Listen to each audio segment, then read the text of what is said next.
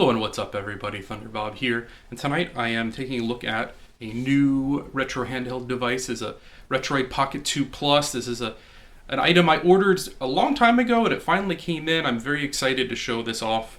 Today I'm going to be doing a demo and review of this, showing the out-of-box experience, how this runs using the built-in front end and emulators, and what kind of experience you can expect out of the box.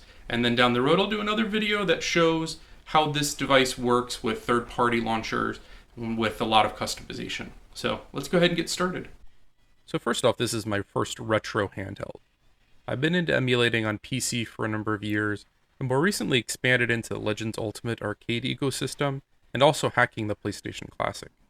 I've experience with a ton of emulators and front ends, and even helped with the development and testing of CoinOp X for the Legends Ultimate arcade. I ordered a Steam Deck on the first day that they were available, but they did delay them and my order has now been pushed back until Q2. So I wanted a different device to play around with until then, and the Retroid seemed like a great device to hold me over. First off, we're going to look at the specs and a quick unboxing. This thing has a 640 by 480 3.5-inch screen with a 4:3 aspect ratio, which is perfect for the older retro systems prior to the PlayStation 2. This is about half the size of the screen on something like the Switch or the upcoming Steam Deck, but it does make it a much more portable and pocketable device. This has a quad-core T310 with one A75 core and three A55 cores and a PowerVR GE8300. This is a snappy processor with a powerful GPU that allows a lot of 3D games, a lot of 3D systems to be playable. It's got 2 gigs of RAM, it's got 32 gigabytes of built-in EMMC storage, and you can also install an additional micro SD card. I'm using a 256 gigabyte card, and it can handle quite a lot of games. It's running Android 9, and it's got 5G gig available, and Bluetooth. The battery on this thing, 4,000 milliamps, and it lasts an incredibly long time. I'm talking probably close to 10 hours depending on the system you're running. The picture is decent, especially considering the $100 price tag on this device.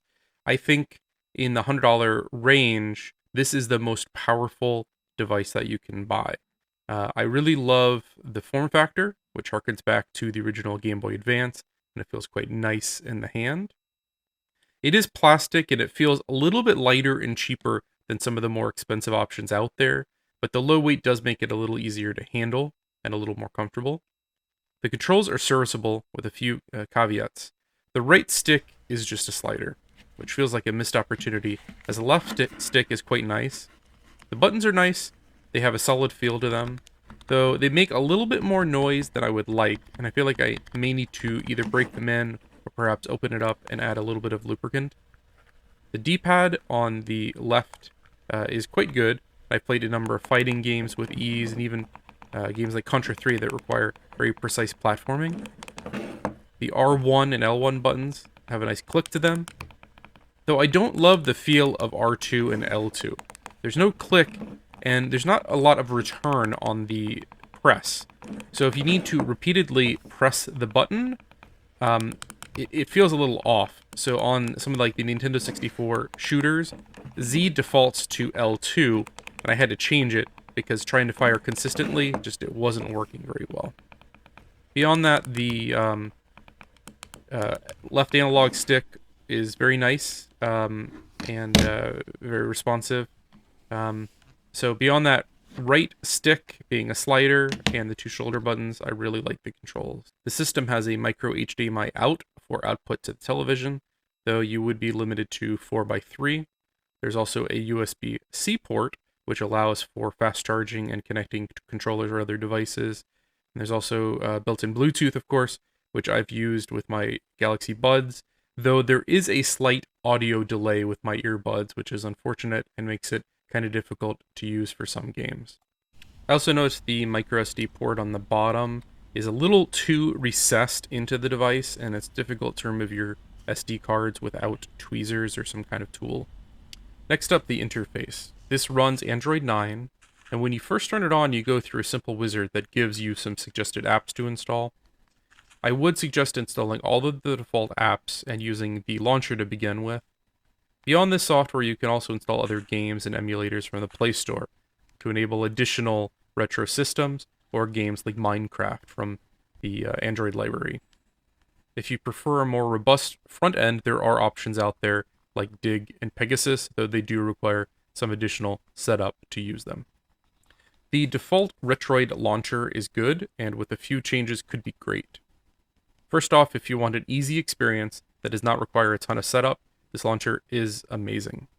You select the systems you want from a list, and it auto-selects the emulators, though this can also be customized. All you have to do is go to each system and direct it to the folder where you have the relevant ROMs stored, and click Scan. Within a few minutes, it'll have all of your games listed and even scrape box art for you. If it fails to find art, it's pretty easy to fix by clicking on it, directing it to the correct art on either Google or on a game database, and selecting it. The built-in launcher is one of the snappiest I've ever used. It's quick to scan your game folders, and you can even do multiple at the same time. There's no delay switching between systems or scrolling through even huge lists of thousands of games. The only real negatives I can find with the built-in launcher is that if you have a very large list of games, there's no way to scroll faster or to skip through the list by letter. I literally have the entire collection of all of the older non-disc-based systems, and it takes a long time to scroll through 1,000 Game Boy Advance games. Half of my fun with these devices is to pick an old system and skim through the entire list and just go and find a game I've never even heard of and check it out. And this interface makes it kind of frustrating to do that. Also, the built-in launcher lacks a few key systems, like Sega Genesis, Sega Saturn, and the old Atari systems. You can add new emulators to play these games, but you cannot add them to the Retroid launcher. So it won't be on this emulated system list here. This thing is pretty powerful for its price, and you will be able to play pretty much Nintendo through Dreamcast pretty much perfectly.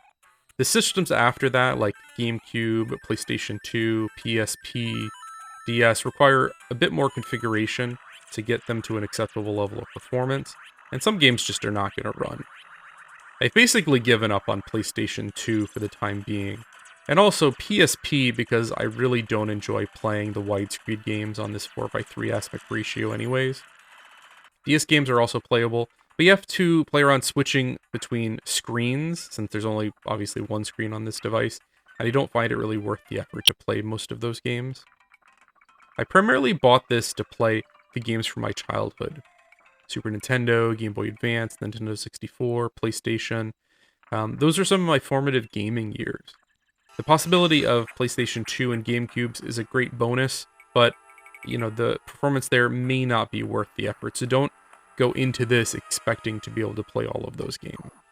The controls for some of the systems do take a little bit of finagling to make them all work perfectly. By default, there's also an on-screen display for all the buttons. The RetroArch emulators, it's easy enough to just press the little button in the bottom right corner to make it go away. Some of the other systems, you have to go into the settings to disable that overlay.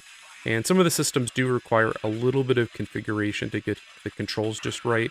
Like Nintendo 64, for example, it's notoriously difficult to get the controls right through emulation because the controller was a monstrosity and had, 3 dongles that you could hold on to in different configurations. So you may need to go in and create different controller profiles, one maybe for FPS games, one for platformers, and turn on the correct profile depending on what you're playing. So over time, you're going to figure out little tricks to make the systems perhaps performance better or control better. But out of the box, it's still a very high level of playability. When it comes to the more modern systems, that's where you're going to have to do a lot more configuring to get performance at an adequate level. The GameCube emulator does allow you to quickly go in and change the resolution scaling all the way down to 0.3. Some games will work at 1.0, and some games are not playable even as low as 0.3 on the resolution scaling. But most of the other systems, other than GameCube, PlayStation 2, and PSP, I would say worked without really any major configuration, getting about what they got on the original systems from my experience. I'm actually really amazed by the Dreamcast performance. It's better than even the Nintendo 64, with most games hitting 60 FPS pretty frequently. It looks really nice on the screen as well. A lot of these games I missed out on as I didn't have a Dreamcast growing up. I ended up going the PC route at that point, and I missed out on this whole console generation. So it's really cool to jump in and play some of these Dreamcast games for the very first time. So I'm going to just let the gameplay continue and give you my final thoughts on this great system. Overall, I'm very pleased with the device. There's a few negatives. The shoulder buttons and the right slider, the recessed micro SD slot. The built-in launcher could be a little bit better, and hopefully with an update and a few refinements, it actually becomes great. But out of the box, the experience with this device is quite nice, and way easier than a lot of other devices out there.